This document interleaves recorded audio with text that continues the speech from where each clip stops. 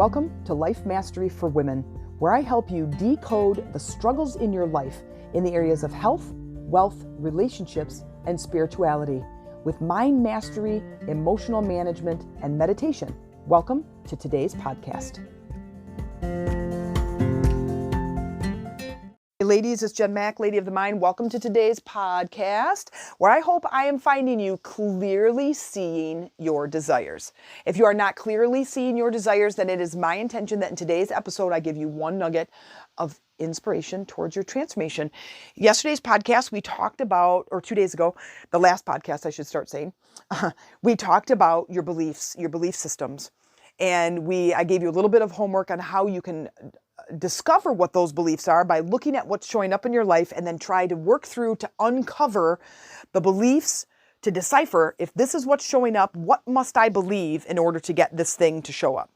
If I have this terrible relationship, that's what's showing up. What must I believe about relationships that's making this thing manifest into the world? And then we talked about clearing it, and we talked about moving on from it and adopting new empowering beliefs to start shifting our physical world. And what I want to talk about today is adding one more element to that, which is the art of visualizing. And it's the looking at the future and using your imagination to create a new scenario, to start experiencing this new scenario in your mind. When you're going to go on vacation, do you not start thinking about vacation? And then what happens? You get excited, you feel good, you're in a better mood, you can tolerate your boss, your kids, your mother-in-law, right? And you start feeling amazing because you're visualizing, you're thinking about your vacation. You're thinking about the fun you're going to do, you're thinking about the trip you're going on, you're thinking about all the action, the activities, the food, the freedom, the sleeping in, the resort, the pool, the beer, the whatever, the cruise, whatever you're doing.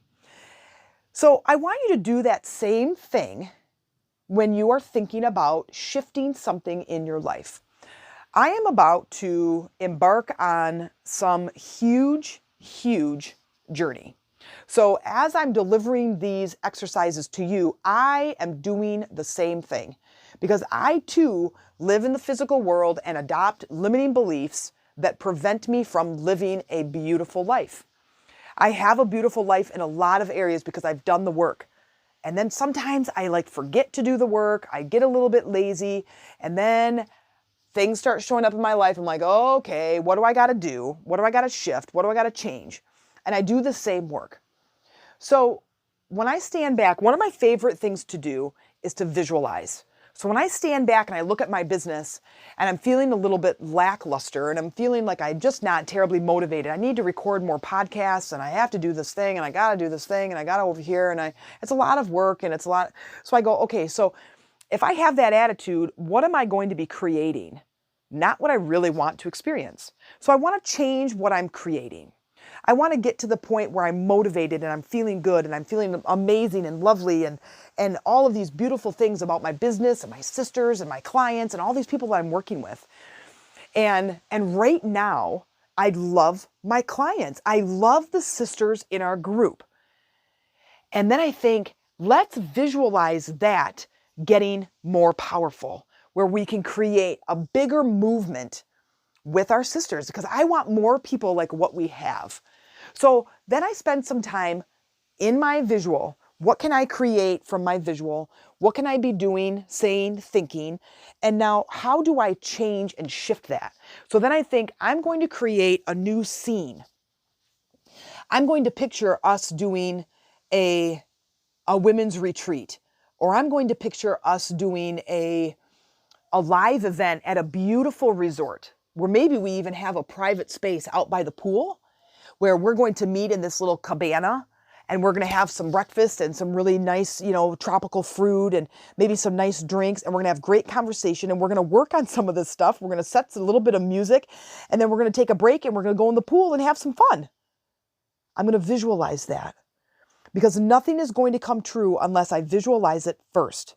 There are things that show up in my life that I'm unaware of, that I didn't think I was visualizing, but I don't want to live my life by accident. I want to live my life with purpose. And I can't do that if I'm not putting energy towards the things that I want to experience. So I think, well, what do I want to create? Where do I want to go with this? In order to be able to visualize making lots of money and touching lots of lives and changing lives with these women in these groups, I also need to believe that I can do it. Otherwise, all I'm doing is a visualization that's creating doubt. And with the visualization brings doubt, then I have to clear some of that energy and clear that fear so I can start to create the thing that I want. Because doubt is going to get me more what? More doubt. It's going to get me more sabotaging, more problems in my business. And then my clients are going to disappear, and then I'm going to wonder what the heck's going on. I have to clear that doubt, because remember, doubt is just an emotion, but it's an emotion based on a belief. And so when I go, all right, I'm going to create this visual, I'm going to look at this resort, I'm going to look at this stuff, and I'm okay. There's fear there. That's okay. Fear's okay. As an entrepreneur, fear's okay with me. And I take some pretty good action when it comes to fear. I'm okay with that. But then I'm like looking at my emotions. I'm like, oh, yep, there's some doubt there. There's doubt that I'm going to be able to get more clients, or there's doubt that we're going to be able to put something like that together, or get the time away, or be able to afford renting a place like that, or, there's all this doubt. So I'm like, okay, so now if there's doubt showing up, then that means there's a belief. What's a belief? There's a belief that my stuff's not good enough. There's a belief that the clients are going to say no. There's a belief that we're not going to be able to get away for that kind of time. So with those beliefs, I have to clear those, because those are not permanent. So the act of visualizing is imagining your life being different. So take your relationship and look at your relationship and say, here's how I want it to be. Here's the interactions I want to have. Here's what I love about this relationship. And here's what I want to love more about this relationship. Like when we first got together, we used to have sex all the time, and we used to be so intimate, and we used to have so much fun and so much laughter. And ever since we had kids, or ever since we bought this house, or ever since something, we are not doing that anymore. Okay, so let's recreate it. Stand back, look at the relationship, put the two of you in there and say, okay, let's have these intimate moments. What's it going to take? Where am I at? Let's go out to dinner. We'll go to a movie. We come home. We're intimate. We have a bottle of wine. We have a nice snack. We have some chocolate, whatever. And we get back to that laughter and that connection. And then clear the doubt that shows up. The doubt that it can happen. The doubt that he's interested. The doubt that marriages just do that they just fall apart after year 8 or 7 or 6, whatever you want to say.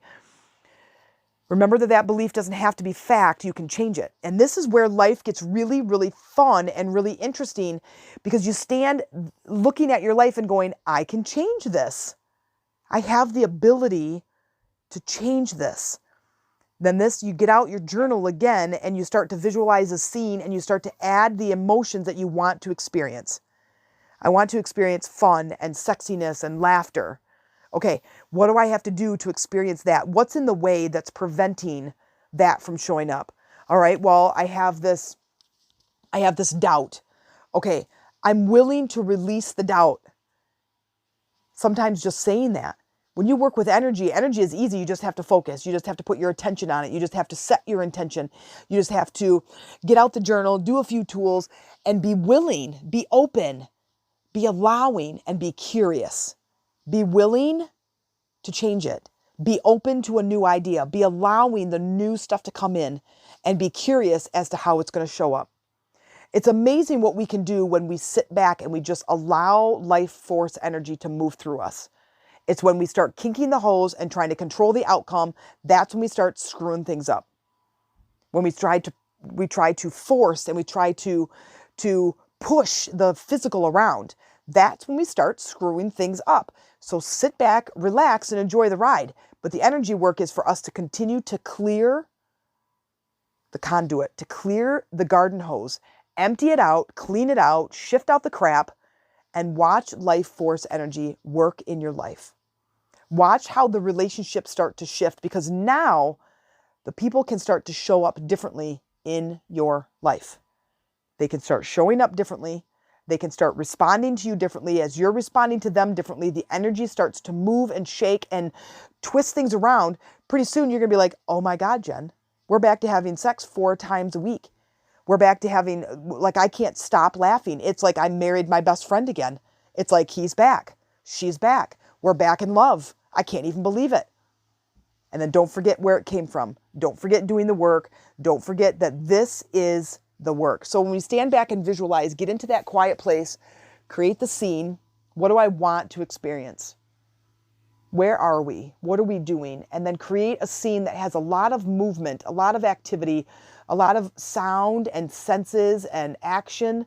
Create a lot of color, not just a stagnant image.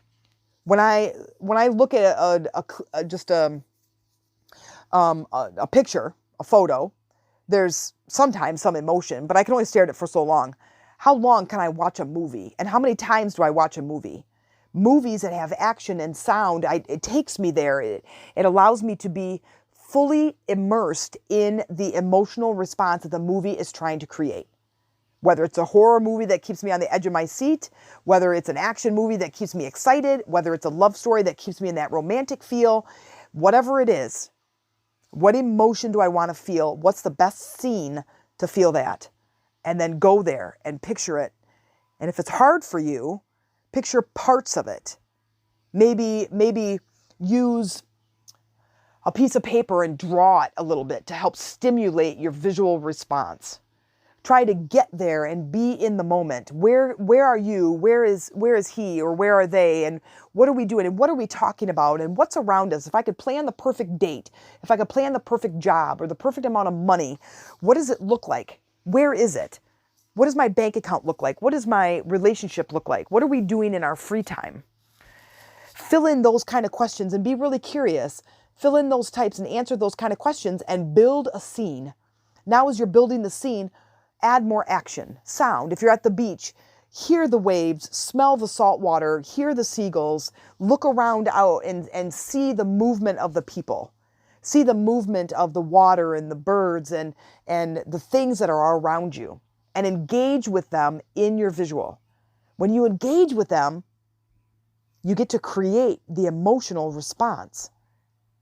So if I'm saying I want to go to this really nice restaurant, I want to eat outside, I want to have this great conversation, I want to be laughing, I want to be holding hands, do those things in the scene and do it and really be there and really focus your mind and really relive the scene over and over again.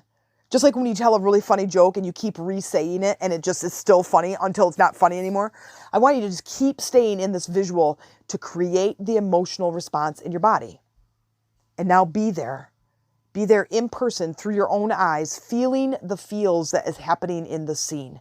Feel the emotions. Feel the empowerment of creating the scene that manifests a physical response in your body, where now you feel sexy. You feel romantic, you feel in love, you feel happy, and then do it again. Because if you do it too short of a time and you come out and you feel doubt and you come out and you're like, yeah, great, Jen, that was a nice ride, but here's my life. Here's where the people are. Here's where my money is. Here's where my kids are right now. My kids are never going to change. Here's where my spouse is right now. And he already told me he's not willing to change. Guess what? You do this energy work and you do it right and you put in a little time and effort, he won't have a choice but to change. He won't have a choice. This is where you have to trust me and you have to trust the process. It's an amazing, amazing skill to have. To me, I think it's kind of the only skill to have. You do need to have some of the physical skills when you're going to go into business. You can't be a heart surgeon when you're 4. You have to wait to get the education and to get the skills to be able to know what you're doing, right? Which is really good. We don't want a bunch of 4-year-olds performing heart surgery. So we do have to learn the physical skills. But this what I'm teaching you right now is by far the top 3, if not number 1. This is the number 1 skill. Well, this is the number 2 skill. The number 1 skill is uncovering those beliefs that are preventing you, that are becoming the saboteur in your life. Then it's the visualizing, because now if you've cleaned out, so you turn on the hose, nothing's coming out the other end. I want to grow this beautiful garden. It's not working. Now I go into the hose. I go into the beliefs. Those are the stuck energy is stuck in the garden hose. I got the hose attached to the spigot at one end. I got it pointing at my garden at the other end, and nothing's coming out because it's stuck. I want a garden so bad. You can stand there and you can jump around and you can yell and you can swear and you can blame the water company and you can blame the hose company and you can blame the garden seeds and you can blame the weather. Doesn't matter. None of that is going to clean the hose. Until you start doing the work, until you start flushing that hose out of all the dirt and the gunk that's stuck in your energy system. When you start flushing the energy out, you start flushing these negative crap that's stuck in your system, then now you can turn on the spigot and you start to water the garden hose. You start to water the garden.